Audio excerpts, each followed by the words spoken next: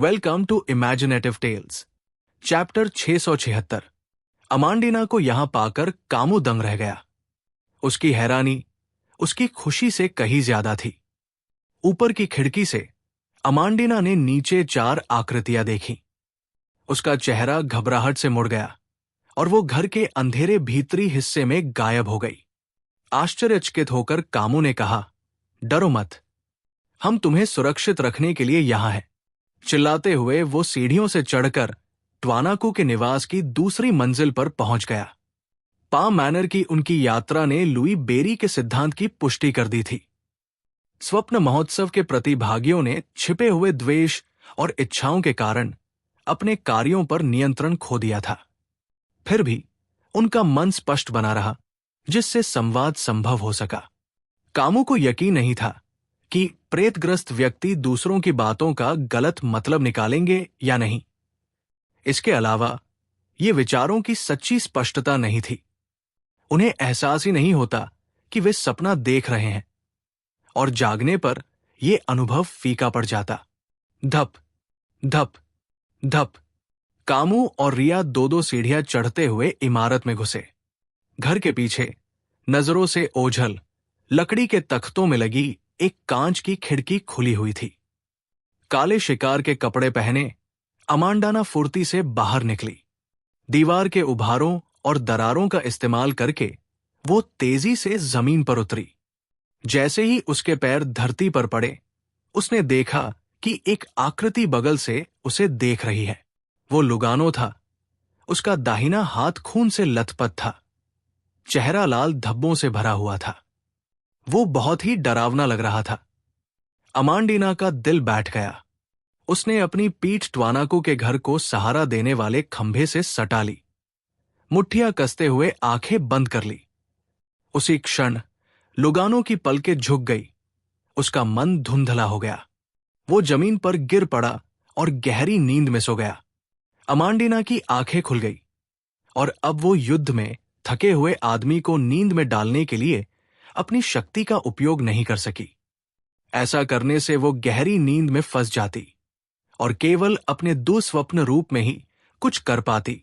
उसका शरीर गतिहीन हो जाता और वो आदमी अकेला नहीं था। इससे पहले कि लुगानो स्वाभाविक रूप से जाग पाता, अमांडीना भागने के लिए मुड़ी और अपने आप को छुपाने के लिए सुरक्षित स्थान की तलाश करने लगी। उसी समय उसने एक मुस्कुराती हुई आवाज सुनी, तो आप भी एक बियॉन्डर है। अमांडाना ने सहज ही नजर दौड़ाई और देखा कि साहसी व्यक्ति लुई बेरी उससे कुछ ही दूरी पर ट्वानाकू के घर को सहारा देने वाले एक अन्य लकड़ी के खंभे के सामने खड़ा था। काले बालों और पन्ने जैसी आंखों वाला खूबसूरत लुई बेरी एक हाथ जेब में डाले खंभे से टिका हुआ था। उसके पैर पीछे की ओर क्रॉस करके रखे हुए थे और उसके होठों पर एक चंचल मुस्कान थी जब वो उसकी तरफ देख रहा था। रात की मंदलाल चांदनी उसे रहस्यमय और भयावह आकर्षण प्रदान कर रही थी। अमांडीना ने एक बार फिर अपनी मुट्ठियां कस ली और आंखें बंद कर ली। हालांकि उसकी आध्यात्मिक इंद्रियों ने उसे बताया कि लुई बेरी एक पल में गायब हो गया था। वो लक्ष्य नहीं ढूंढ सकी और अपनी संबंधित क्षमताओं का उपयोग नहीं कर सकी। कुछ ही क्षणों बाद अमंदीना ने अपनी तीव्र आध्यात्मिक अनुभूति के साथ घर के भूतल पर पड़ी परछाइयों की ओर अपनी दृष्टि डाली।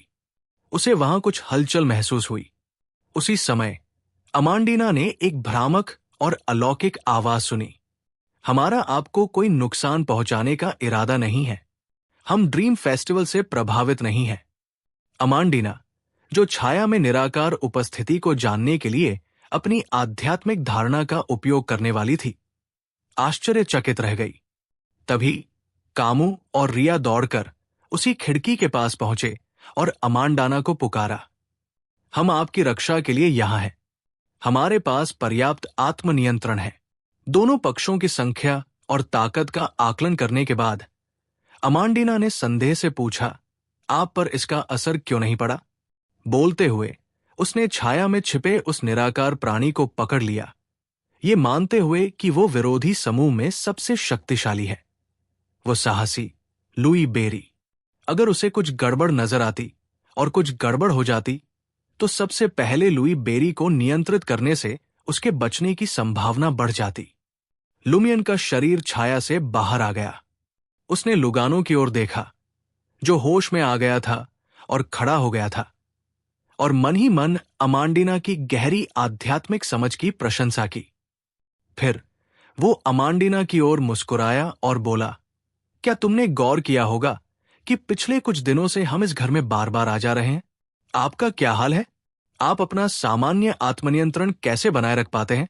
अमांडीना ने अपने बगल के घर की ओर देखा। अब वो लुमियन और अन्य लोगों की स्पष्ट और तर्कसंगत बने रहने की क्षमता से हैरान नहीं थी। उसने अपने होंठ भींचे और कहा, रॉबर्ट मुझे डेट पर ट्वानाकू के घर ले गया था। मैंने आधी रात यही बिताई।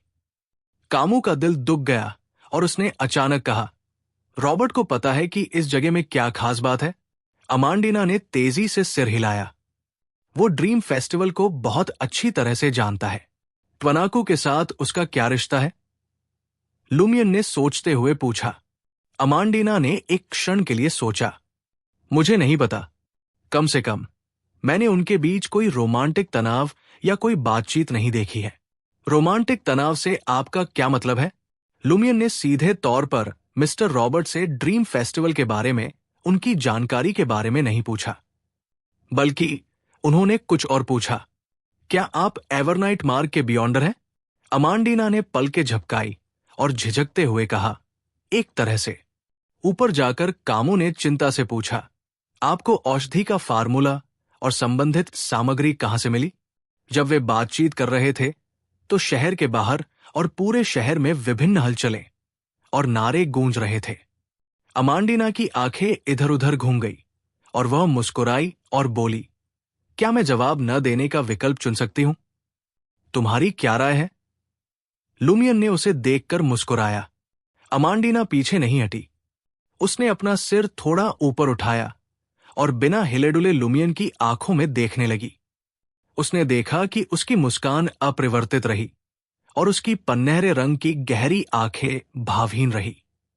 10 सेकंड से अधिक समय के बाद अमांडीना ने अपनी नजरें हटा ली और अपना सिर थोड़ा झुका लिया। मैंने इसे इस सपने में प्राप्त किया। तीसरी मंजिल पर बैठे कामू दंग रह गए। तुमने इसे ड्रीम फेस्टिवल के दौरान हासिल किया था? वो स्वप्न महोत्सव के दौरान औषधि सूत्र प्राप्त करने की बात समझ सकता था। हालांकि ज्ञान प्राप्ति को वास्तविकता में दोहराया जा सकता था। क्या औषधि बनाने के लिए इस्तेमाल की जाने वाली बियॉन्डर सामग्री को स्वप्न से वास्तविकता में लाया जा सकता था? क्या ऐसा हो सकता है कि स्वप्न महोत्सव के दौरान औषधि का सेवन करने के बाद जागने पर भी कोई व्यक्ति बियॉन्डर बना रह सकता है? इससे रहस्यवाद की सामान्य समझ का बहुत कुछ हरास हुआ। अमांडीना की पुष्टि की प्रतीक्षा किए बिना कैमस ने एक संभावना के बारे में सोचा। उन्होंने तुरंत अमांडीना से पूछा, क्या आप केवल इस सपने में ही बियॉन्डर हैं?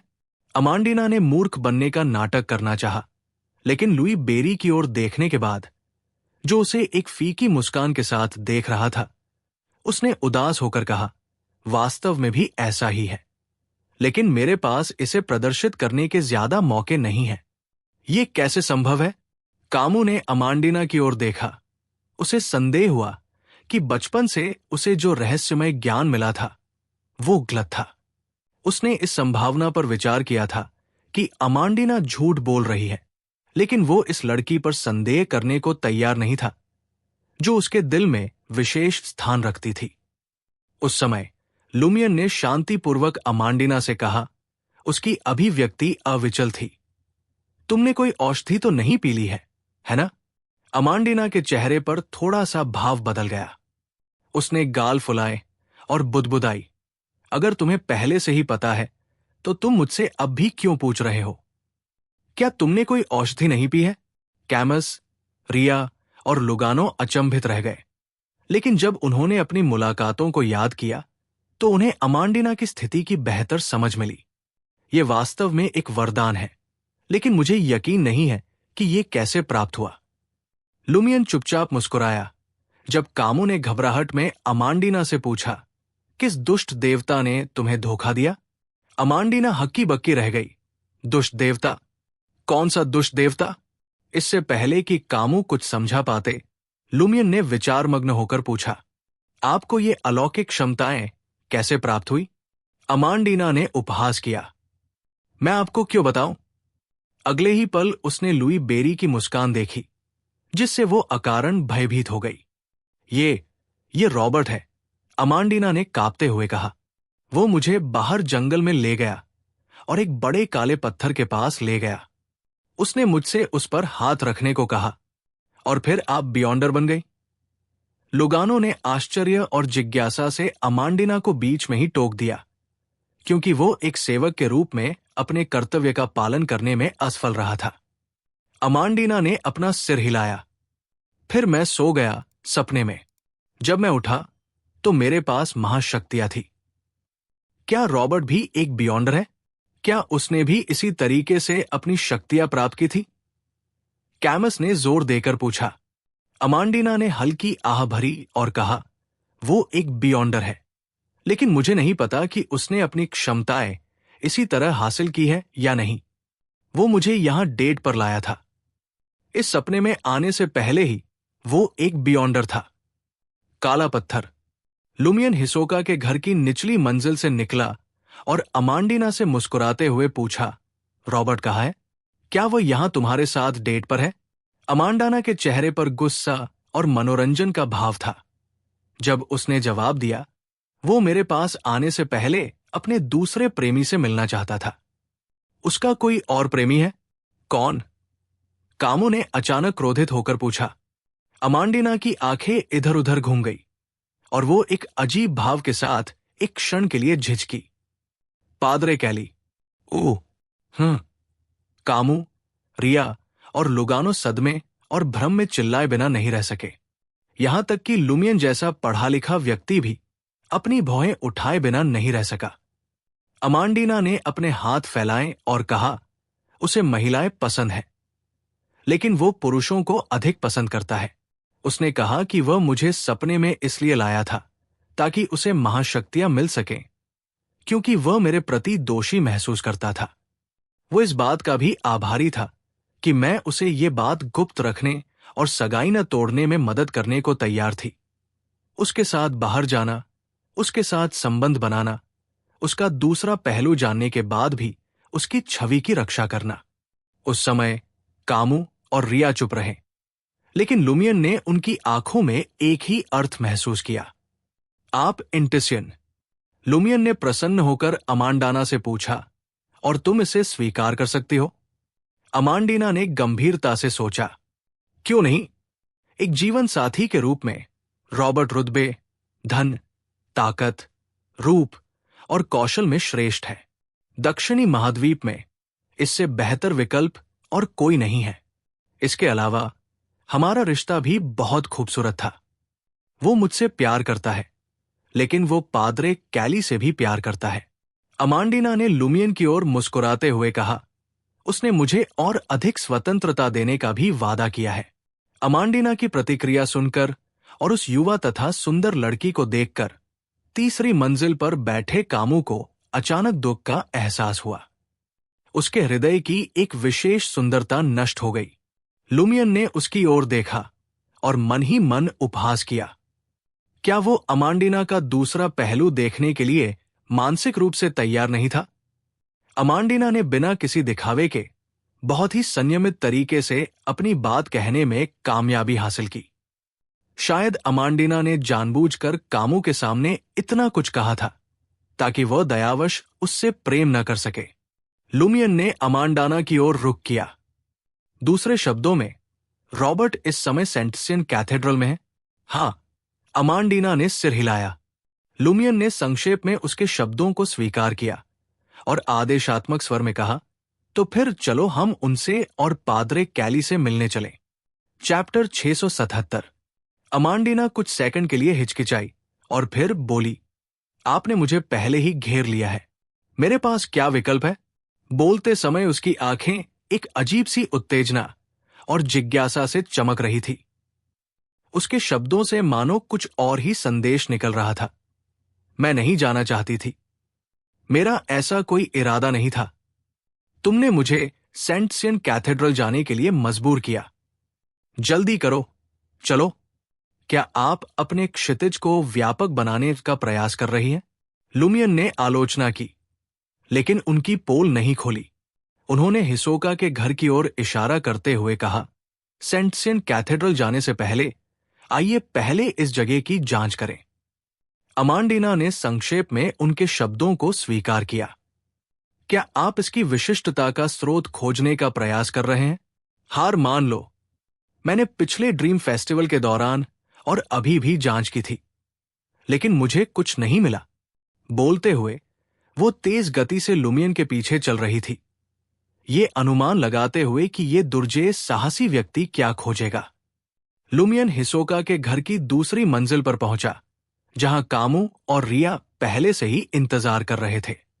हर कोने का निरीक्षण करते हुए लुमियन ने सहजता से अमांडीना से पूछा, क्या आप ट्वानाको से परिचित हैं? अमांडीना को इस सवाल से कोई हैरानी नहीं हुई, चूंकि वो ट्वानाको के घर में हुई इस असामान्यता की जड़ ढूंढ रही थी। इसलिए वो उसकी स्थिति को बेहतर ढंग से समझने से खुद को नहीं रोक सकी। उसने सिर हिलाया और कहा, मैं उनसे परिचित नहीं हूं। मेरी उनसे केवल 1 या 2 बार ही मुलाकात हुई है। जब वे तेजामो में रहते थे, तब मैं बस एक बच्ची थी। ज्यादातर समय मैं पोर्ट पायलोस के आयरिस ग्रामर स्कूल में पढ़ती थी। उसके बाद वे साल में सिर्फ 2 या 3 बार तेजामो आते थे, हर बार 1 हफ्ते के लिए। यह स्पष्ट था कि अमांडीना ने चुपके से त्वानाकू के बारे में जान लिया था। आखिरकार वो उस खास सपने में सिर्फ इसलिए आई थी क्योंकि वो उसके घर में सोई थी। स्वप्न महोत्सव के दौरान भी वो पूरी तरह से सचेत रही थी। लुमियन के नए प्रश्न पूछने की प्रतीक्षा किए बिना अमांडीना ने उसकी ओर देखा और कहा, ट्वानाकू हर साल ड्रीम फेस्टिवल के लिए लौटता है। पिछले साल ड्रीम फेस्टिवल के दौरान जब रॉबर्ट और मैं काले पत्थर से लौटे, तो हमने देखा कि कोई आ रहा है। हम रास्ते के दोनों ओर लगे विशाल पेड़ों के पीछे छिप गए और देखा कि वह त्वानाकू था। त्वानाकू सचमुच उस काले पत्थर से जुड़ा है। वहां उसके निशान या अतिशय भावनाओं और इच्छाओं से बने निशान भी मौजूद हैं। लुमियन ने कामू की ओर रुख किया, जो उसे और अमांडीना को दूसरी मंजिल पर टहलते हुए देख रहा था, और एक पल के लिए सोचने लगा, किस महीने में ट्वानाकू का घर जल गया था, जिसमें उसके परिवार के सभी सदस्य मारे गए थे? कामू के जवाब की प्रतीक्षा किए बिना अमांडीना ने उत्साह से कहा, मुझे पता है, मुझे पता है। हां, मैं तुमसे पूछ रहा हूं, क्या तुम्हें लगता है कि मुझे नहीं पता कि त्वानाकू का जन्म कब हुआ था? लुमियन ने अमांडीना की तरफ मुस्कुराते हुए उसे जवाब देने का इशारा किया। उसे त्वानाकू के मामलों की सही तौर पर स्पष्ट और विस्तृत समझ थी। उसने जानबूझकर कामू से अमांडीना का जवाब जानने के लिए कहा था। वो देखना चाहता था कि क्या वह झूठ बोलेगी और क्या उसके पास कोई और जानकारी है। अमांडीना ने आत्मसंतुष्ट होकर कहा, दिसंबर के अंत में। ये ड्रीम फेस्टिवल के कुछ दिन बाद होगा।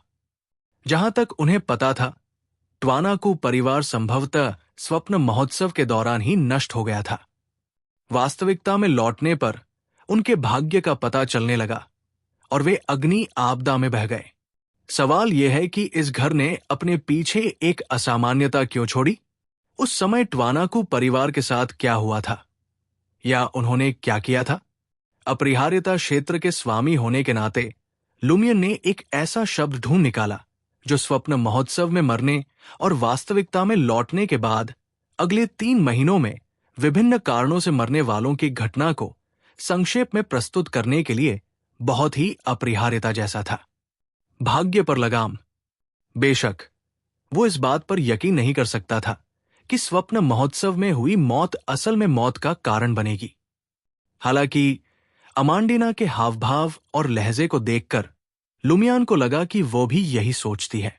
दूसरी मंजिल पर खोजबीन करने और वास्तविकता से कोई अंतर न पाकर लुमियन तीसरी मंजिल की सीढ़ियां चढ़ गया।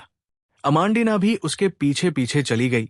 उसकी उत्तेजना से पता चल रहा था कि आखिरकार उसे वो करने का मौका मिल गया है जो एक बियॉन्डर को करना चाहिए। लुमियन ने उसकी ओर देखा और सहजता से पूछा, पिछले साल के ड्रीम फेस्टिवल के दौरान आप पर क्या प्रभाव पड़ा? अमांडिना का उत्तेजित चेहरा धुंधला गया, मानो उसे कोई अप्रिय बात याद आ गई हो। उसने अपना मुंह और नाक ढक लिया। कुछ सेकंड बाद उसने कहा, रॉबर्ट, और मैंने शहर और अलग अलग बागानों में कई लोगों की बेरमी से हत्या देखी। उनके पेट फाड़ दिए गए थे और उनके अंदरूनी अंग निकाल लिए गए थे। उनके चेहरे पर दर्द के भाव थे, मानो उन्हें तड़पा तड़पा कर मार डाला गया हो। सीरियल किलर कैमस, जो लुई बेरी और अमांडिना की बातचीत को ध्यान से सुन रहा था, अचानक बोल पड़ा। इससे उन्हें ट्वानाकू की याद आ गई। क्या ये इच्छा प्रेरित स्वप्न महोत्सव के दौरान सामान्य रूप से संयम दिखाने के लिए अपनी जानलेवा इच्छाओं को प्रकट कर रहा था? तो ये इस प्रकार है।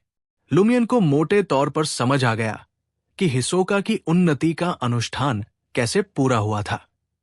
अनुष्ठान के बाद हिसोका ने इस वास्तविक सपने में काफी लोगों को मार डाला था और उनके आंतरिक अंगों को खा लिया था। जब वो वास्तविकता में लौटा तो ये लोग एक एक करके मर गए। भाग्य के दृष्टिकोण से वे वास्तव में हिसोका की हत्या के कारण ही मारे गए थे। इससे अनुष्ठान की मूल आवश्यकताएं पूरी हो गई। हिसोका को बस पीड़ितों के आंतरिक अंगों के एक हिस्से को सचमुच में खाने की जरूरत थी। उसके बाद ही उन्हें दफनाया गया। उसे अनुष्ठान पूरा करना था, औषधि का सेवन करना था और इच्छा प्रेरित तक आगे बढ़ना था। वास्तव में हत्याओं की एक श्रृंखला को पूरा करना और एक लाश के आंतरिक अंगों को चुराना दो पूरी तरह से अलग मामले थे। लुमियन को यह बात हैरान कर रही थी कि शैतानी विद्या के अनुसार इस तरह के उन्नति अनुष्ठान के लिए हत्याओं के बीच 3 दिन का अंतराल जरूरी था, वरना नियंत्रण खोना आसान था। अधिकतम अंतराल 9 दिनों से ज्यादा नहीं हो सकता था, वरना अनुष्ठान फिर से शुरू हो जाता। हिसोका ने स्पष्ट रूप से स्वप्न महोत्सव का उपयोग करके एक ही रात में सभी हत्याएं पूरी कर ली थी। जब वो वास्तविकता में लौटा और आदिम जनजाति ने हमला किया तो सभी दंडित लोग उसी दिन मर गए। ये अगले महीने तक नहीं चला। लुमियन का मानना था कि ये अप्रैल फूल की शरारत के कारण हुआ था। उन्होंने अराजकता का फायदा उठाकर उस मृतक को, जिसे आदिम जनजाति समय पर खत्म नहीं कर पाई थी, नरक में भेज दिया था। अप्रैल फूल के परिधीय सदस्यों के बयानों से इसकी पुष्टि हो सकती है। दूसरे शब्दों में 9 दिनों से अधिक का अंतराल संतुष्ट नहीं था। लेकिन लुमियन को यह नहीं पता था कि हिसोका ने 3 दिनों से अधिक का मापदंड कैसे हासिल किया। क्या उसने 3 दिन के अंतराल से बचने के लिए सपने की विशिष्टता का इस्तेमाल किया था? जब उसने सपने में किसी की हत्या की थी तो वो वास्तविकता में परिलक्षित नहीं हुई थी, इसलिए वो इतनी आसानी से नियंत्रण नहीं खोता। लुमियन हिसोका की उन्नति अनुष्ठान के बारे में सोचते हुए तीसरी मंजिल के कमरों का चक्कर लगा रहा था। जिस कमरे में ट्वानाकू सोता था, उसकी तलाशी लेने के बाद उसने अमांडिना की ओर मुस्कुराते हुए पूछा, सीरियल हत्याओं के अलावा तुम्हें और क्या मिला? अमांडिना ने अपने होंठ भींच लिए और भौहें सिकोड़ ली। थोड़ी देर की जद्दोजहद के बाद वो बड़बड़ाई, अगर मैं सहयोग करूं तो क्या मुझे वास्तविकता में लौटने पर मेडल मिलेगा? उसके पिता पेटेट को एक बार इंटी से लीजन ऑफ ऑनर पदक मिला था, इसलिए उन्हें नाइट बनाया गया।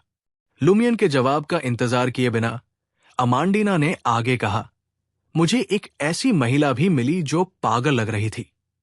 उस समय मैं ब्रियू मोटेल जाना चाहता था, ये देखने के लिए कि तिजामों में शिकार करने वाले सज्जन और महिलाएं ऐसे सपने में कैसी प्रतिक्रिया देते हैं। मैं उनका दूसरा रूप देखने के लिए उत्सुक था। जब मैं एक कमरे में पहुंचा तो मैंने कुछ लोगों को एक अजीब सा गाना गाते सुना। तभी वो पागल औरत रॉबर्ट और मेरे पीछे प्रकट हुई। वो होश में थी। वो काफी खूबसूरत थी, लेकिन बहुत पागल भी। उस समय मैं एक नए खिलौने वाले बच्चे की तरह थी। मैं हमेशा अपनी क्षमताओं को परखना चाहती थी। मुझे लगता था कि रॉबर्ट के सहयोग से मैं ज्यादातर बियॉन्डर से आसानी से निपट सकती हूं। एक नियंत्रित करता था और दूसरा हमला करता था। आखिरकार उसने हम दोनों को पकड़ लिया। रॉबर्ट को बेहोश कर दिया गया, नंगा कर दिया गया और घंटा घर से लटका दिया गया। उसके पास मच्छरों का एक झुंड छोड़ दिया गया। मुझे एक कूड़े के गड्ढे में लटका दिया गया जो थोड़ा थोड़ा करके नीचे उतर रहा था। इस समय अमांडीना उल्टी करने की कगार पर थी। तिजामो में ब्रियू मोटेल, सेंटसियन कैथेड्रल, पुलिस मुख्यालय और कुछ अन्य स्थानों के अलावा किसी ने भी फ्लश शौचालय का उपयोग नहीं किया। कैमस ऐसे दृश्य की कल्पना करते हुए अमांडीना के प्रति सहानुभूति व्यक्त करने से खुद को रोक नहीं सका। पागल औरत! क्या ये गाने वाले अप्रैल फूल के वो बाहरी सदस्य थे जिन्होंने तिजामो वाली शरारत में हिस्सा लिया था? लुमियन तीसरी मंजिल के कमरों में घुमा और अमांडीना को देखकर मुस्कुराया। और तब अमांडीना ने गहरी सांस ली और कहा, उसने मुझसे ये भी पूछा कि मैं होश में क्यों नहीं थी। जब मैंने उसे रॉबर्ट और पादरे कैली के बारे में बताया तो वो खुशी खुशी सेंटसियन कैथेड्रल भाग गई और मुझे पूरी तरह भूल गई। उसके बाद मैं धीरे धीरे अपनी मुश्किल से बाहर निकल आई। लुमियन ने सिर हिलाकर जवाब दिया, चलो अब सेंटसियन कैथेड्रल चलते हैं। उन्होंने पादरे कैली और रॉबर्ट से अधिक जानकारी प्राप्त करने के बाद सपने में हिसोका के घर में रहस्यमयी चश्मे और सत्य की आग का उपयोग करने पर विचार करने की योजना बनाई। ठीक है, अमांडीना ने कम उत्सुक दिखने की पूरी कोशिश की, लेकिन वो वास्तव में ये देखना चाहती थी कि उसका मंगेतर रॉबर्ट पादरे कैली के साथ किस तरह से बातचीत करता है। वे पांचों हिसोका के घर से निकलकर सेंटसियन कैथेड्रल की ओर तेजी से चल पड़े। लुमियन ने टेलीपोर्टेशन का इस्तेमाल नहीं किया क्योंकि वो अपनी आध्यात्मिकता को बर्बाद नहीं करना चाहता था। वो अपने ज्वलंत भाले वाले रूप में किसी को भी अपने साथ नहीं ले जा सकता था। खुशकिस्मती से तिजामो ज्यादा बड़ा नहीं था। वे जल्दी से सड़क किनारे परछाइयों का पीछा करते हुए उस चौराहे पर पहुंचे जहां ब्रियू मोटेल खड़ा था और तरह तरह की चीखें सुनाई दे रही थी। लुमियन ने ब्रियू मोटेल की ओर इशारा करते हुए अमांडाना को चेतावनी दी, ब्रियू मोटेल की दूसरी मंजिल पर मत जाओ। मेरा विश्वास करो, ये उस पागल औरत द्वारा तुम्हें दी गई स्थिति से भी अधिक भयानक होगा। अमांडीना की आंखें सिकुड़ गई और उसने कहा, ठीक है। वे पांचों एक अन्य सड़क पर मुड़ गए। बुनिया कैफे, पुलिस मुख्यालय और एक छोटे से चौराहे से गुजरते हुए सेंटसियन कैथेड्रल के बाहर पहुंचे। लुमियन को अंदर जाने की कोई जल्दी नहीं थी। वो एक तरफ घुमा, एक रंगीन कांच की खिड़की खोली और अंदर झांका। वो और अमांडीना, जो उसके पास इकट्ठे हुए थे, लगभग अंधे हो गए। गिरजाघर के हॉल में कुछ नंगे पुरुष अनंत धधकते सूर्य की वेदी के सामने घुटने टेके बैठे थे। वे सभी उत्तरी महाद्वीप से थे, जिनमें अमांडाना का मंगेतर रॉबर्ट भी शामिल था। पादरी कैली भी नग्न अवस्था में रॉबर्ट और अन्य लोगों के बीच उत्साहित भाव से आगे पीछे चल रहे थे और कह रहे थे, वो प्रकाश में चलता है, वो गर्मी फैलाता है, वो दुनिया को प्रकाशित करता है। प्रत्येक पंक्ति के साथ पादरे कैली अधिक उत्साहित और विभिन्न तरीकों से उत्साहित होते प्रतीत होते थे। चैप्टर 678। अमांडीना ने नग्न धर्मोपदेशक कैली को सिर से पैर तक गौर से देखा। आखिरकार उसकी नजर उसके मंगेतर रॉबर्ट पर पड़ी, जो उसके बगल में घुटनों के बल बैठा था। भूरे पीले बालों वाला वो लड़का, जिसकी त्वचा पीली सफेद थी, मानो बहुत दिनों से धूप में न निकला हो, अपना सामान्य ठंडा व्यवहार त्याग चुका था। वो भी उतना ही उत्साहित था, पर उसने खुद पर काबू रखा और धैर्यपूर्वक पादरी के उपदेश पूरा होने का इंतजार करने लगा। अन्य नग्न पुरुष अधिकाधिक बेचैन हो गए तथा धीरे धीरे हलचल करने लगे। हालांकि ये स्पष्ट था कि वे पादरे कैली का बहुत सम्मान करते थे। अपने कमजोर होते आत्मसंयम के बावजूद वे सीधे तौर पर तांडव शुरू करने से बचते थे। केवल कभी कभार छोटी मोटी हरकतें करते थे। अगर ईश्वर देख रहा होता तो वो उन सबको भस्म कर देता। अनंत प्रज्वलित सूर्य में विश्वास रखने वाली अमांडीना अवचेतन रूप से घुटने टेककर पश्चाताप में अपना सिर झुकाना चाहती थी। कितना निंदनीय दृश्य था।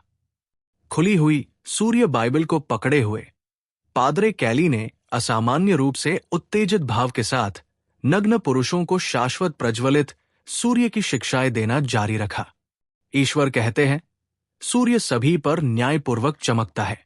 उपदेश के दौरान पादरी कैली की नजर बार बार रॉबर्ट और उत्तरी महाद्वीप के अन्य शुद्ध नस्ल के घोड़ों, उनके चेहरों, छाती और निचले शरीर पर पड़ती थी। उनके चेहरे पर अदम्य संतुष्टि, आनंद और आनंद झलक रहा था। लुमियन को हमेशा लगता था कि वो पढ़ा लिखा है। पहले भी उसने चर्च के पवित्र कार्यों में बाधा डाली थी, लेकिन फिर भी उसके सामने जो दृश्य था वो उसकी कल्पना से परे था, जिससे वो क्षण भर के लिए स्तब्ध रह गया। क्या इटर्नल ब्लेजिंग सन चर्च के पादरी सबसे उत्कृष्ट इंटेसियनों में से हैं? एक क्षण में ही पादरे कैली के बारे में जानकारी और पिछले कुछ दिनों के अवलोकन लुमियन के दिमाग में उभर आए। वो पोर्ट पाइलोस का निवासी है, शुद्ध पश्चिमी बालम वंश का है और दक्षिणी महाद्वीप का एक साधारण निवासी है। एक गिरजाघर के सेवक के रूप में शुरुआत करते हुए उसने अपनी किस्मत बदलने के अवसर का लाभ उठाया। इसके बाद उसने लगन से काम किया और अंततः तिजामो शहर का पादरी बन गया। वो उच्चतर स्थिति और अधिक मान्यता की इच्छा रखता है, विशेष रूप से उत्तरी महाद्वीप से आने वालों से। ऐसी ही पुरानी इच्छाओं ने पादरी कैली की इच्छाओं को विकृत कर दिया है। क्या वो गुप्त रूप से उत्तरी महाद्वीप के विभिन्न देशों के पुरुषों को निशाना बनाकर उन्हें अपने वश में करने और अपनी मनचाही मान्यता प्राप्त करने का प्रयास कर रहा है? रॉबर्ट और बाकी लोग जाहिर तौर पर अपेक्षाकृत युवा है। अगर पादरी कैली ने कुछ साल पहले ही ये सब करना शुरू कर दिया होता तो वे अभी भी अपरिपक्व दिमाग वाले नाबालिग ही होते। टीएसके, तुम पादरी। लुमियन ने मौजूदा हालात का विश्लेषण करते हुए अपनी बहन औरोर के बारे में सोचा। कॉडू में उसे गिरजाघर में प्रवेश करना, प्रार्थना सभा में शामिल होना या अक्सर प्रार्थना करना पसंद नहीं था। एक और औरोरे को खुद ये पसंद नहीं था और उसने एक मिसाल कायम की। दूसरी ओर औरोरे को हमेशा इस बात की चिंता रहती थी कि लुमियन, जो शुरुआत में सिर्फ 12 या 13 साल का था, गिरजाघर में पादरी के साथ अकेला रहेगा। वो समय समय पर लड़कों को अपनी रक्षा करनी होती है और कई पादरी लड़कों को पसंद करते हैं जैसे शब्दों का इस्तेमाल करती थी। अपनी अचानक उठी लालसा को दबाते हुए लुमियन ने पादरी कैली की ओर देखा, जो अभी भी अपने उपदेश में तल्लीन थे। जितना ज्यादा वे उपदेश देते उतना ही ज्यादा उत्साहित होते। लुमियन को लगा कि उनका विश्लेषण सही होना चाहिए। पुरुष क्रीड़ा से पहले एक लंबा पवित्र उपदेश देना कोई साधारण व्यक्ति के लिए संभव नहीं था। ये असामान्य रूप से बेतुका था। हालांकि ये देखते हुए कि पादरी कैली उत्तरी महाद्वीप के सज्जनों की मान्यता के लिए तरस रहे थे, विशेष रूप से अनंत धधकते सूर्य चर्च के पादरी के रूप में उनकी पहचान को देखते हुए ये सब स्वयं स्पष्ट हो गया। बेचारे अनंत धधकते सूर्य और संत, वे पादरे कैली की प्रदर्शन कला के लिए एक महत्वपूर्ण आधार बन गए हैं। जैसे ही लुमियन ने यह सोचा, पादरे कैली ने आखिरकार अपना रोमांचक उपदेश पूरा कर लिया। उसने अपनी बाहें फैलाई और चिल्लाया, सूर्य की स्तुति करो। रॉबर्ट और अन्य लड़के समान रूप से उत्साहित और नग्न जमीन पर घुटनों के बल बैठ गए, अपनी बाहें फैला दी और एक साथ गाने लगे, सूर्य की स्तुति करो, उसकी कृपा की स्तुति करो। सूर्य आपसे स्तुति नहीं चाहता, हे प्रभु। हां, ये पादरे कैली की उच्च पद प्राप्ति की आकांक्षाओं के अनुरूप है। इस पुरुष क्रीड़ा में उसने सभी प्रतिभागियों को खुद को एक आर्च बिशप के रूप में देखा और उन्हें उपदेश दिया। अंततः वो इन लोगों को ईश्वर की पवित्र आत्मा का वरदान देगा। लुमियन आगामी दृश्य की कल्पना कर पा रहा था। पादरी कैली ने संतुष्टि से मुड़कर गंभीरतापूर्वक बाइबल को वापस वेदी पर रख दिया। फिर वो रॉबर्ट के पास गया, मानो वो अपने विश्वासियों पर कृपा बरसा रहा हो। अन्य लोग एक दूसरे से उलझ गए। कामू, रिया और लुगानो, जो एक अन्य रंगीन कांच की खिड़की से गिरजाघर का अवलोकन कर रहे थे, भी समान रूप से दंग रह गए। विशेष रूप से रिया को ऐसा महसूस हुआ जैसे उसके सभी दुखद अनुभवों के बावजूद उसकी आंखें, मस्तिष्क और आत्मा कलंकित हो गए थे। होश में आने पर रिया का गुस्सा भड़क उठा। उसके पास ही लुमियन को एक बात याद आई। उसने अपनी आवाज धीमी करते हुए अमांडिना से पूछा, रॉबर्ट और पाद्रे कैली कब एक दूसरे के प्रेमी बन गए?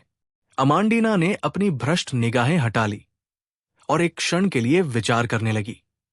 पाद्रे कैली के तीजामो पहुंचने के 1 वर्ष से भी अधिक समय बाद, लगभग 3 वर्ष पहले, लुमियन ने भौहें चढ़ाकर पूछा, क्या वे वास्तविकता में प्रेमी बने थे या ड्रीम फेस्टिवल के दौरान?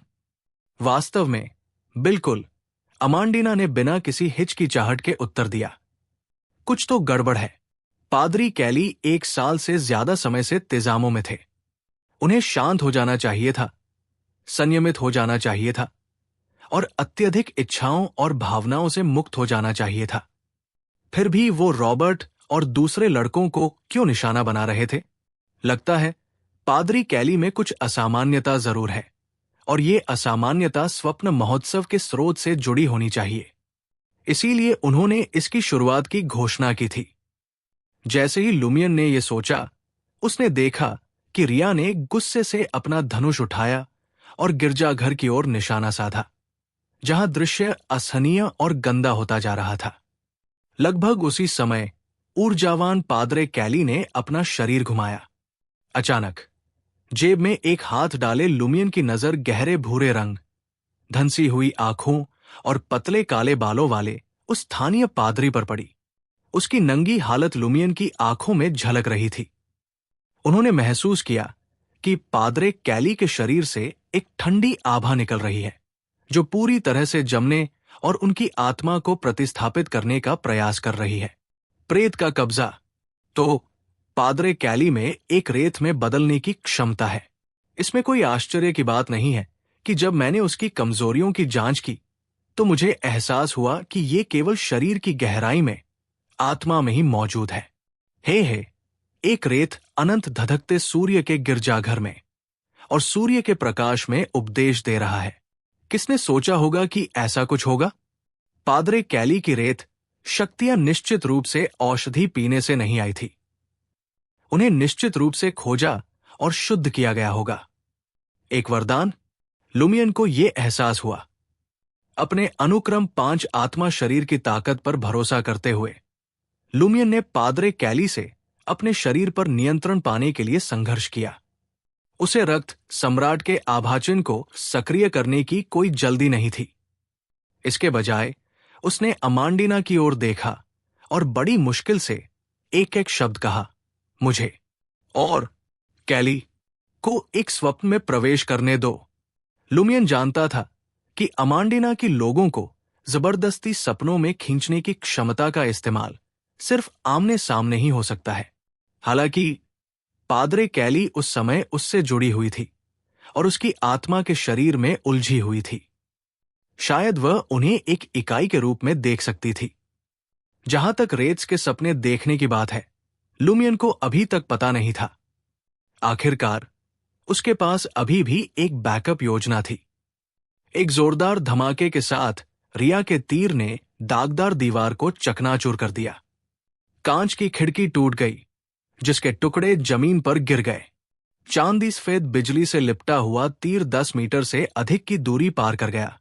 उस स्थान को भेद दिया जहां पादरे कैली थे और मोमबत्ती के साथ लकड़ी की मेज पर जड़ दिया।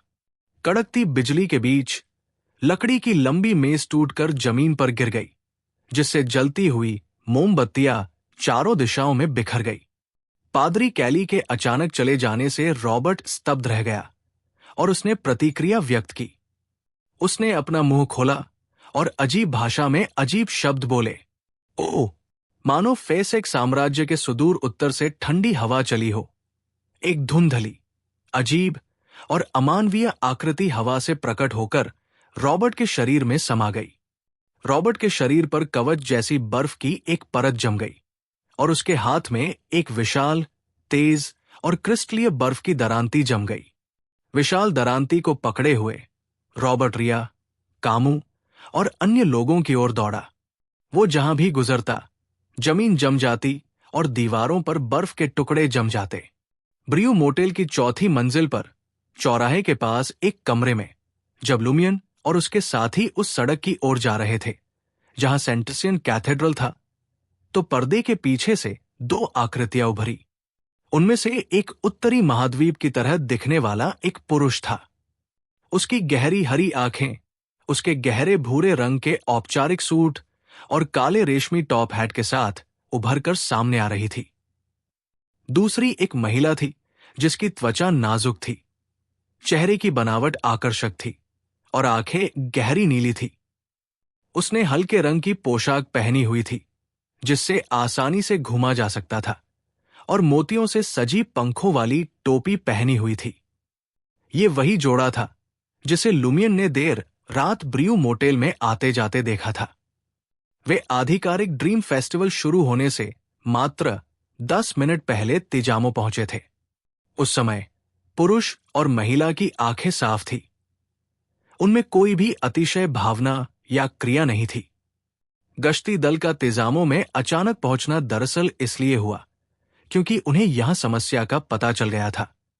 उस खूबसूरत महिला ने गहरी आवाज में खिड़की से नीचे सड़क की ओर देखते हुए कहा, लगता है उन्होंने इस खास सपने में भी स्पष्ट और तार्किक बने रहने का एक तरीका ढूंढ लिया है। आदमी के चेहरे पर ठंडक थी। उसने हल्के से सिर हिलाया और कहा, लेकिन उन्हें अभी ज्यादा कुछ पता नहीं है। वे गलत दिशा में जा रहे हैं। चलो चलें। पंखदार टोपी वाली महिला ने हमें दरवाजे की ओर रास्ता दिखाया। वे दोनों एक के बाद एक तेजी से सीढ़ियों से नीचे उतरे।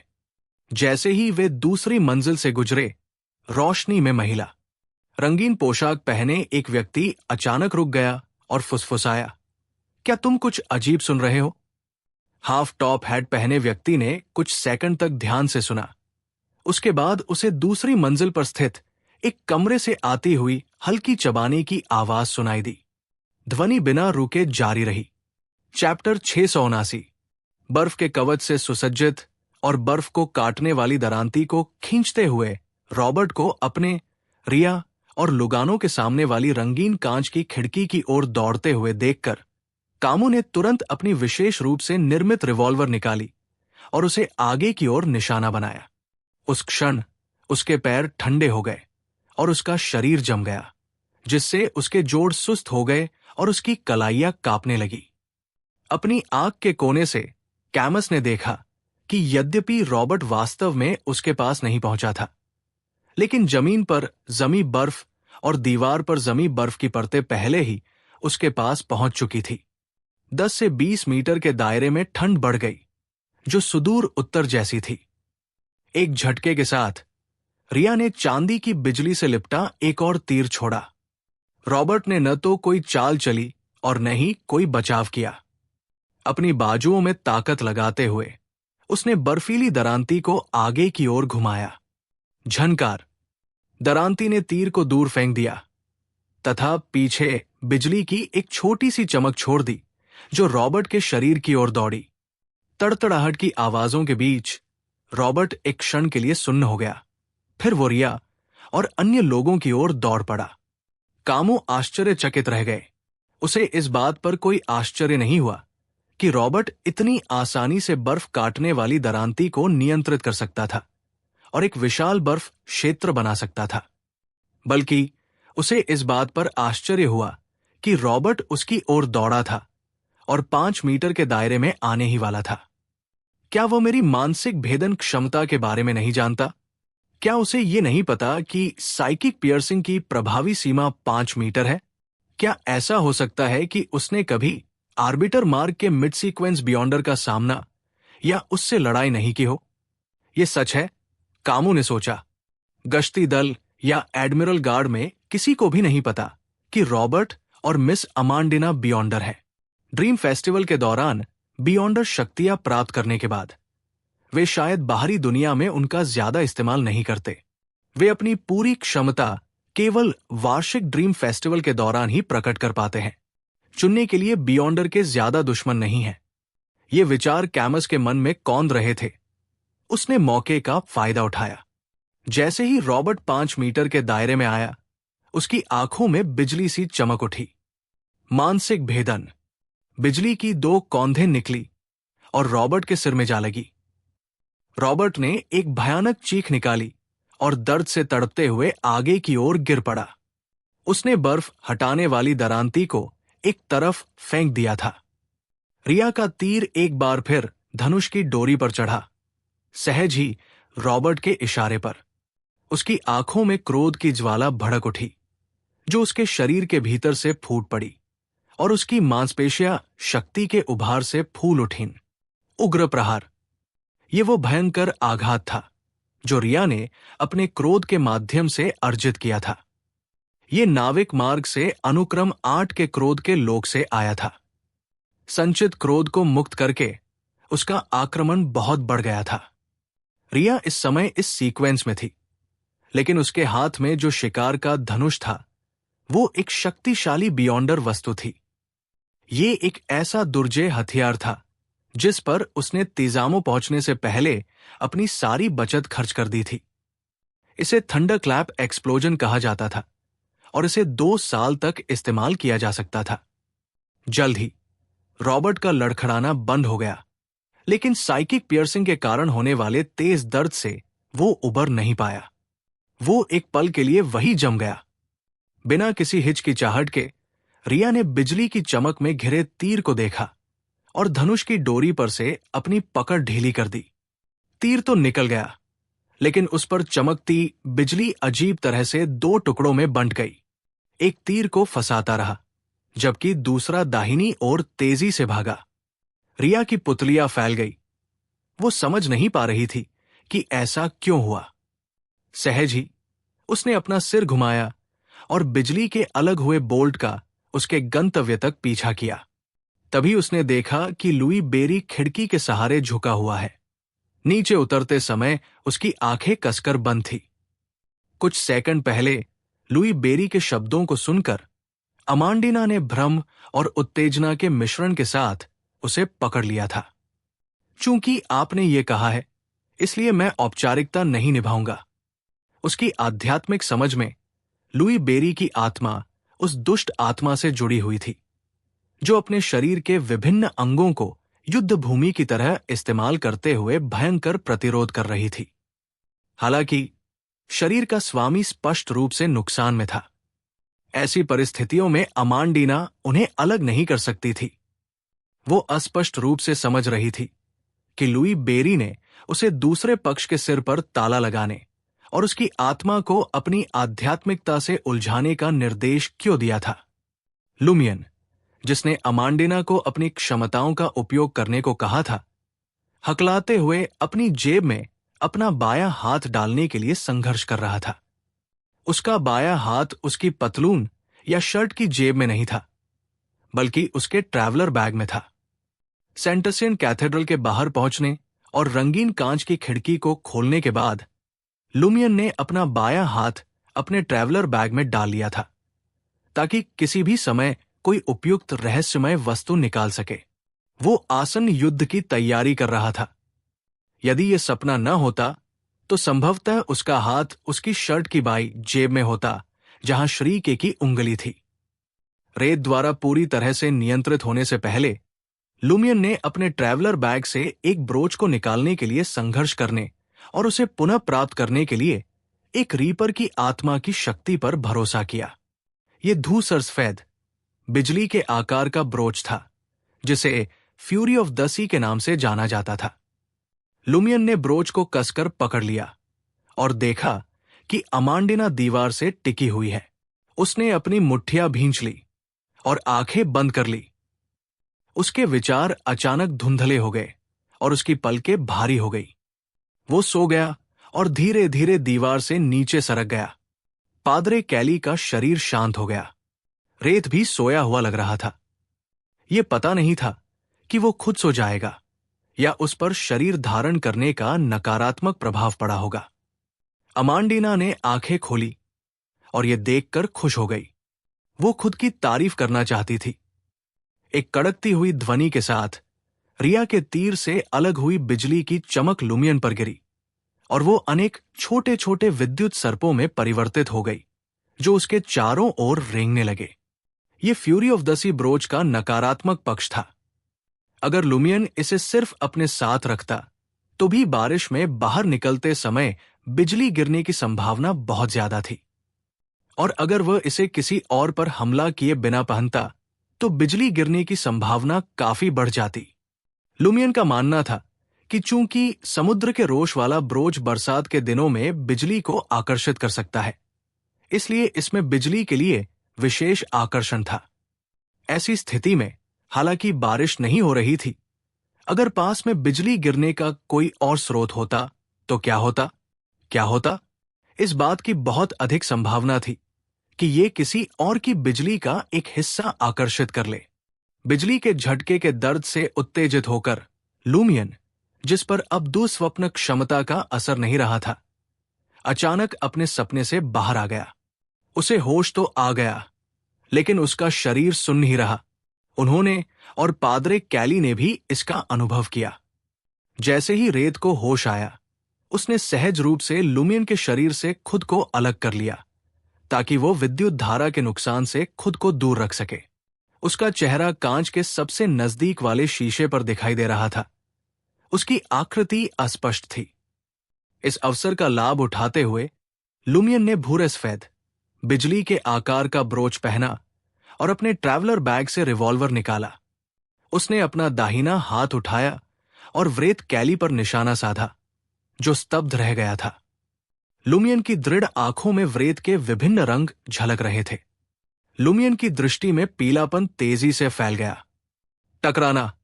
लुमियन ने शांतिपूर्वक ट्रिगर खींचा और एक पीली गोली दाग दी।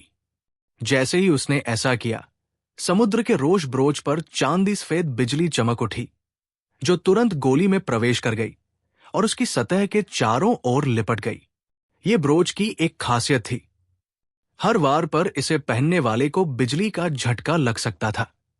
अस्थायी रूप से प्राइड कवच खोने के बाद ये आत्मा प्रकार के प्राणियों के खिलाफ लुमियन के सबसे प्रभावी तरीकों में से एक बन गया था। चांदी सफेद बिजली से घिरी पीली गोली ने रंगीन शीशे पर प्रहार किया, जिससे वो चकनाचूर हो गया और सभी दिशाओं में सूक्ष्म विद्युत धाराएं फैल गई।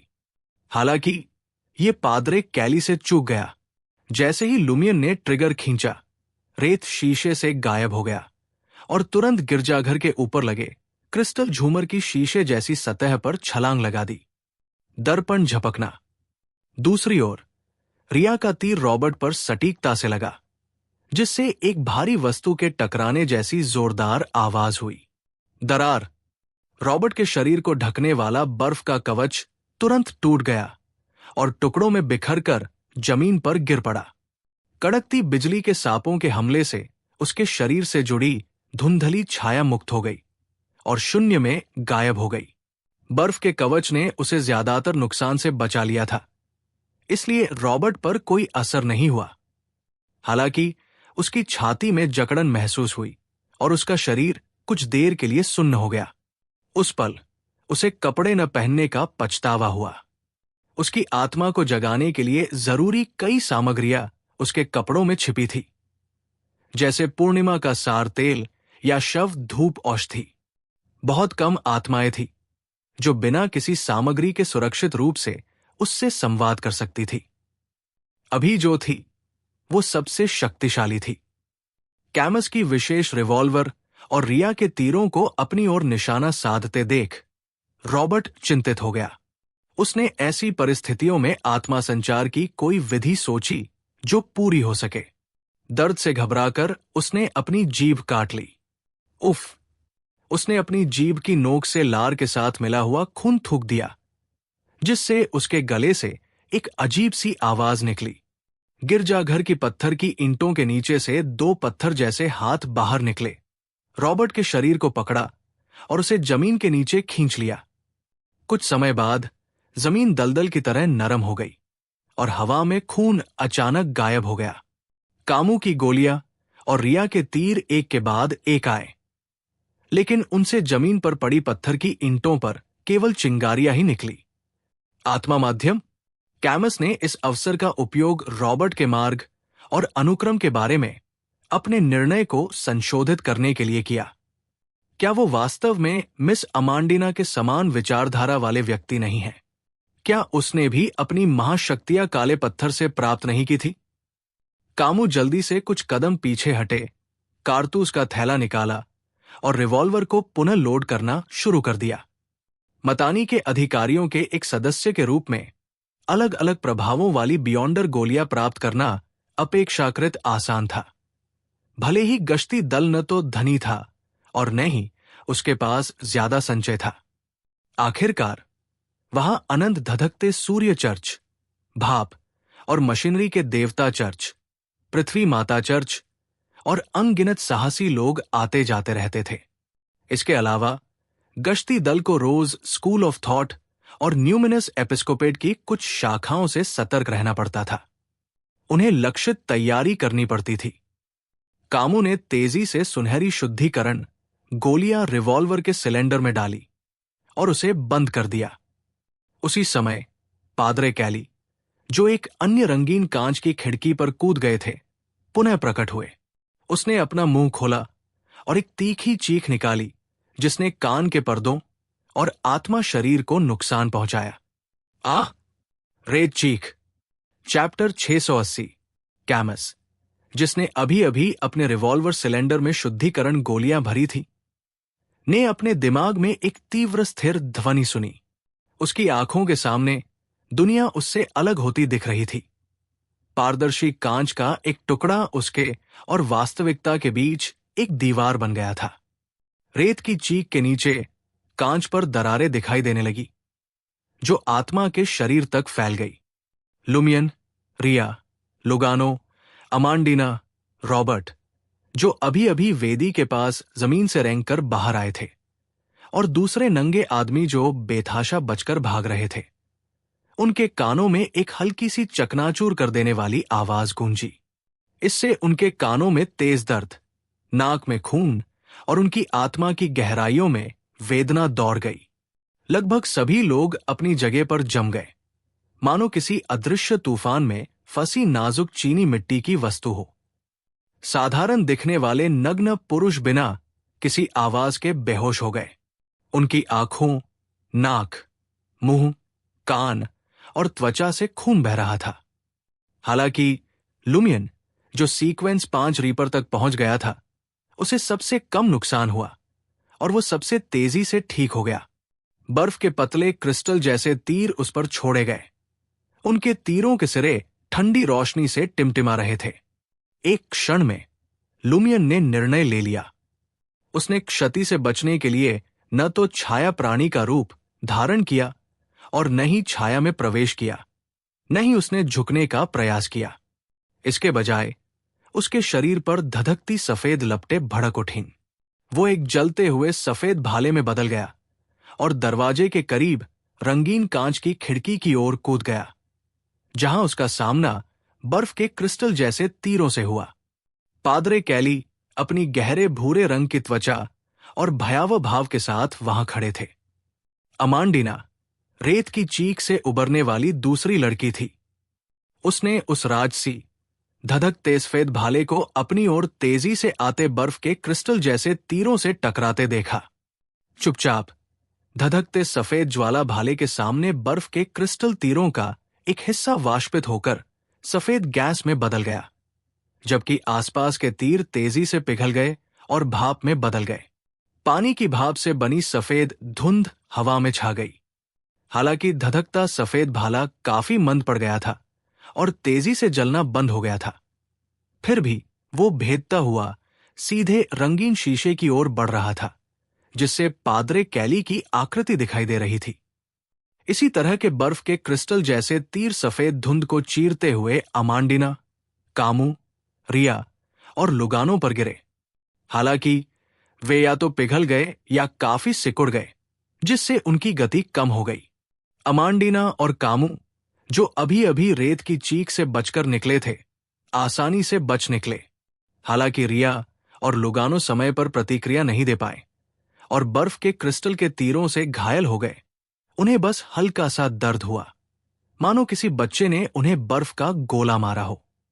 दर्द थोड़ा था, लेकिन ज्यादातर गीला और ठंडा था। उन्होंने अपनी अचंभे की स्थिति से बाहर आने का अवसर प्राप्त किया, लगभग उसी समय जब रॉबर्ट वेदी पर था। दरार, धधकते सफेद भाले ने रंगीन शीशे पर वार किया और उसे अनगिनत टुकड़ों में तोड़ दिया। हालांकि पादरे कैली पहले ही उस खिड़की पर कूद चुके थे जिसे लुमियन ने खोल दिया था, और हमले से बाल बाल बच गए। जैसे ही जलते हुए सफेद भाले की लपटें शांत हुई, लुमियन की आकृति मंद होती रोशनी से उभरी। बिना किसी हिचकिचाहट के उसने एक बार फिर सफेद लपटें प्रज्वलित की, जो एक राजसी भाले में परिवर्तित हो गई और उस खिड़की की ओर चली जहां पादरे कैली प्रकट हुए थे, अपने दुश्मन का पीछा करने के लिए दृढ़ संकल्पित थे। वो जानबूझकर टेलीपोर्ट होने से बचता रहा और बार बार एक ज्वलंत भाले में बदल जाता, ताकि पादरी कैली को ऐसी संभावनाओं को नजरअंदाज करने से रोका जा सके। फिर एक महत्वपूर्ण क्षण में वो अप्रत्याशित रूप से उसके पास प्रकट होता और हैरम्फ का मंत्र इस्तेमाल करके रेत को चौंका देता। अन्यथा ऐसे रेत को पकड़ना चुनौतीपूर्ण होगा, जो लगातार दर्पण जैसी वस्तुओं के माध्यम से कूद सकता है तथा पकड़ से बचने के लिए उन्हें पोर्टल के रूप में उपयोग कर सकता है। इसके अलावा लुमियन जानता था कि रेत्स को कुछ हद तक आत्मिक दुनिया के प्राणी माना जा सकता है। वे आत्मिक दुनिया का उपयोग टेलीपोर्टेशन के लिए भी कर सकते थे। हालांकि इस क्षेत्र में विशेषज्ञता रखने वाले आत्मिक दुनिया के प्राणियों से उनकी तुलना नहीं की जा सकती थी। फिर भी ये कोई ऐसी क्षमता नहीं थी जिसे कम करके आंका जा सके। जैसे ही आग का गोला उस खिड़की की ओर बढ़ा जिसे लुमियन ने खोला था, रॉबर्ट वेदी की ओर लुढ़क गया जहां उनके कपड़े थे, और उसका इरादा आत्मा को प्रेरित करने के लिए इस्तेमाल की जाने वाली सामग्री को वापस लाने का था। स्वूश, एक तीर उसके सामने पत्थर की ईंटों में घुस गया, जिससे उसे अंतिम क्षण में अपनी दिशा बदलने के लिए मजबूर होना पड़ा तथा वो प्रक्षेप्य से बाल बाल बच गया। जैसे ही रिया ने अपना संयम वापस पाया, उसने रॉबर्ट पर निशाना साधा और हमला बोल दिया।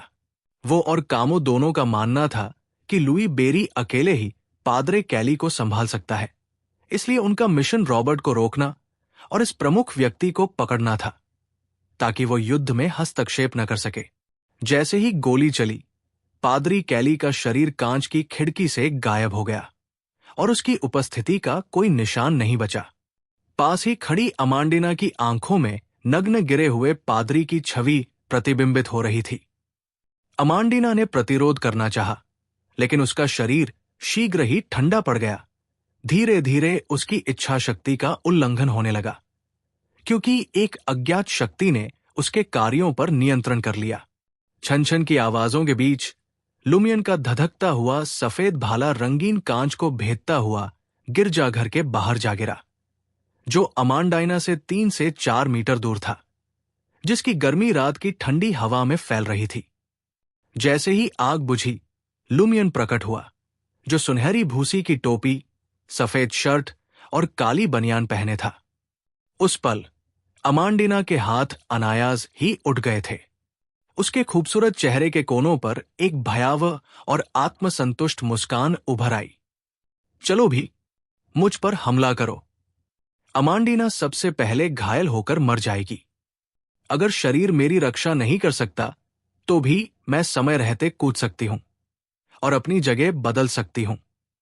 पादरी कैली अमांडिना की लोगों को जबरदस्ती सपनों में खींचने की क्षमता से चिंतित थे, एक ऐसी शक्ति जो आसानी से युद्ध का रुख मोड़ सकती थी।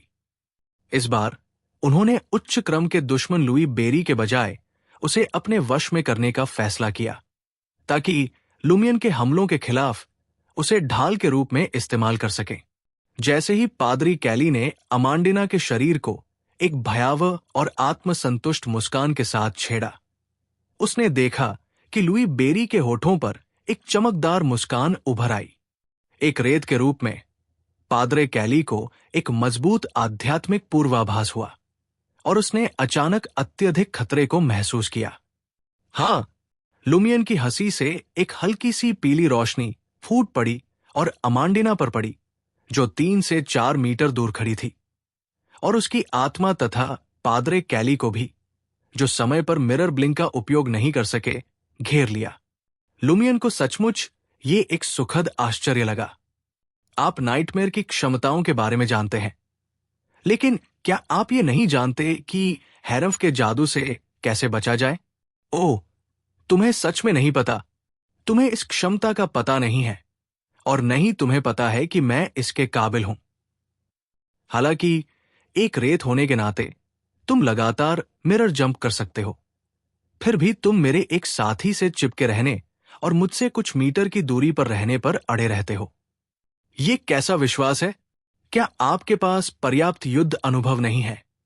भले ही आप हैरफ के मंत्र को नहीं जानते हो, फिर भी आपको साइकिक पियर्सिंग जैसी क्षमताओं से सावधान रहना होगा। ओह, तुम्हें लगता है कि कामू बहुत दूर है, इसलिए चिंता करने की कोई जरूरत नहीं है। हंटर पाथवे के क्रम 5 के तौर पर मुझे ये कैसे पता चलेगा? क्या तुम अमांडिना को जल्दी से मारने के लिए मेरा इस्तेमाल करना चाहते हो? क्या आपने रहस्यमय वस्तुओं के अस्तित्व पर विचार नहीं किया है? मेरी मूल योजना ये थी कि अगर मैं टेलीपोर्टेशन का इस्तेमाल करके हैरम्फ और कल का जादू देने के बाद तुम्हें खत्म नहीं कर पाया, तो मैं रणनीतिक रूप से पीछे हटने का नाटक करूंगा और कल्पना की बोतल लगाने के लिए एक छोटी सी जगह ढूंढूंगा। फिर जब तुम मुझे पकड़ लोगे, तो मैं एक तंग और बंद जगह में तुमसे लड़ूंगा, ठीक वैसे ही जैसे मैंने उस समय हिसोका से निपटा था। मुझे हैरानी हुई कि तुमने खुद को मेरे हवाले कर दिया। जैसे ही लुमियन ने बेतहाशा आलोचना की, पादरे कैली और अमांडिना बेहोश होकर जमीन पर गिर पड़े। अगर ये कुछ समय पहले हिसोका के साथ उसकी लड़ाई के दौरान होता, तो लुमियन आगे के चरणों को जल्दी से पूरा कर लेता। ऐसा इसलिए था क्योंकि हैरम्फ का मंत्र अनुक्रम 5 के दुश्मन को ज्यादा देर तक बेहोश नहीं कर सकता था। हालांकि अब जब वो अनुक्रम 5 तक पहुंच गया था, तो उसका हैरम्फ का मंत्र काफी मजबूत हो गया था। वो रेत को नियंत्रित करने का समय बढ़ा चुका था, हालांकि ये अभी भी कुछ सेकंड तक ही सीमित था। लुमियन ने अपने ट्रैवलर्स बैग से कुछ खास गोलियां निकाली। ये कामू के जरिए गश्ती दल से खरीदी गई थी। 2 भूत प्रेत निरोधक गोलियां और 2 शुद्धिकरण गोलियां, दोनों सुनहरे रंग की। लुमियन ने तेजी से 4 गोलियां अपनी रिवाल्वर में भरी और जमीन पर पड़ी अमांडिना पर निशाना साधा। अपनी आंख के कोने से ये दृश्य देखकर कामू डर के मारे उछल पड़ा और चिल्लाया, तुम क्या कर रहे हो? उसे बचा रहे हैं, लुमियन ने शांतिपूर्वक उत्तर दिया। फिर उसने ट्रिगर खींच दिया। क्रैश! स्वर्ण भूत प्रेत निरोधक गोली अमांडिना के कंधे पर लगी, जिससे उसके शरीर से खून बहने लगा और सुनहरी धूप निकलने लगी। अमांडिना दर्द से जाग उठी और पादरे कैली की आत्मा उसके शरीर से अलग हो गई। उसका चेहरा सूर्य के प्रकाश में विकृत हो गया। मूलतः भूत भगाने वाली गोलियों की शक्ति से पीड़ित के शरीर से एक पल में भूत को बाहर निकालना असंभव होता। हालांकि पादरे कैली बेहोश थे और प्रभावी ढंग से प्रतिक्रिया करने में असमर्थ थे। लुमियन ने अपनी बंदूक उठाई। उसकी आंखों में पादरे कैली के आत्मिक शरीर का रंग झलक रहा था। उसने उस पीलेपन पर ध्यान केंद्रित किया जो स्पष्ट हो गया था। क्रैश! कल की शक्ति से युक्त एक स्वर्णिम शुद्धिकरण बुलेट ने रेत के माथे पर प्रहार किया। पादरे कैली का भूत तब स्तब्ध रह गया जब उसने देखा कि गोली अपने आप टूट गई तथा पवित्र स्वर्णिम ज्वालाओं के गोले में परिवर्तित हो गई, जो उसके पूरे शरीर में फैल गई तथा उसकी धूल और आत्मा में आग लग गई। सूर्य के समान चमकीली सुनहरी लपटों ने तेजी से पादरे कैली को घेर लिया, जिससे उनके मुंह से एक दुखद चीख निकल गई। ये कोई रेत श्रीक नहीं था, लेकिन फिर भी इससे सभी के सिर और कान दुखने लगे। लुमियन ने इन संवेदनाओं को सहन किया और शांति से अमांडाना से कहा, उसे एक स्वप्न में खींच कर ले जाऊं और स्वप्न महोत्सव के स्रोत के बारे में पूछताछ करो। पादरी कैली पहले ही वध के शिकार हो चुके थे और बुरी तरह कमजोर हो चुके थे और मौत के कगार पर थे। अमांडीना उन्हें प्रभावी ढंग से रोक सकती थी, लेकिन अमांडीना के कंधे और सिर में दर्द हो रहा था। लेकिन जब उसने लुई बेरी के ठंडे और शांत चेहरे को देखा तो उसने शिकायत करने की हिम्मत नहीं की। लुमियन ने लुगानो की ओर मुड़कर कहा, उसके गोली के घाव का इलाज करो। ठीक है। लुगानो के कान के पर्दे में दर्द होने लगा, लेकिन फिर भी वो दौड़कर वहां पहुंचा। उस क्षण कल द्वारा शुद्ध किए गए पादरे कैली सहज रूप से अपनी रेत अवस्था से बाहर आ गए और जारी क्षति से बचने के लिए पुनः मानव में परिवर्तित हो गए। ये देखकर अमंदीना ने गहरी सांस ली, अपनी मुट्ठियां भींच ली और आंखें बंद कर ली। वो और पादरे कैली एक ही समय में स्वप्न में प्रवेश कर गए।